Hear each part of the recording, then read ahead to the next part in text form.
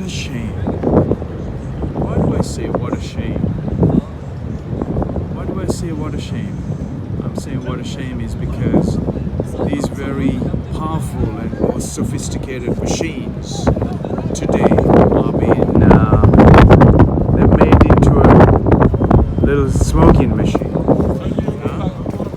Why have we made a non-smoking machine into a smoking machine? The four guys there are standing around next to the satellite dish and having a cigarette. A smoking machine, a non-smoking machine has become a smoking machine. We invest so much money in all the machines that we have produced on the planet to try and make it a non-smoking, to reduce the carbon footprint or reduce the carbon emission. Yet we are simply an efficient machine, the most sophisticated and most efficient machine on the planet today. It's been very cynically or very innocently being confused by making it to smoke when its efficiency goes beyond when there is no smoke.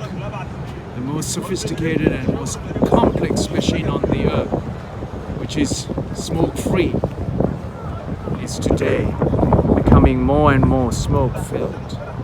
And yet all the other machines, we've invested billions and billions and billions of pounds we're wasting to reduce the carbon footprint and almost reduce the smoking of all those machines. But these machines are well suited, well geared up, and so I can't tell the word.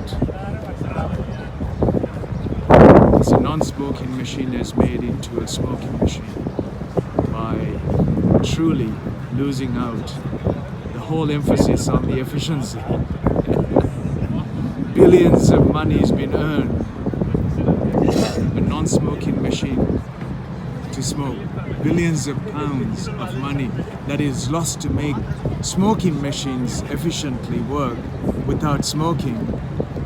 That money could have invested elsewhere, reminding all these non-smoking machines to give up smoke instead of making money out of a non-smoking machine and lose the money on the machines that are smoking for efficiency.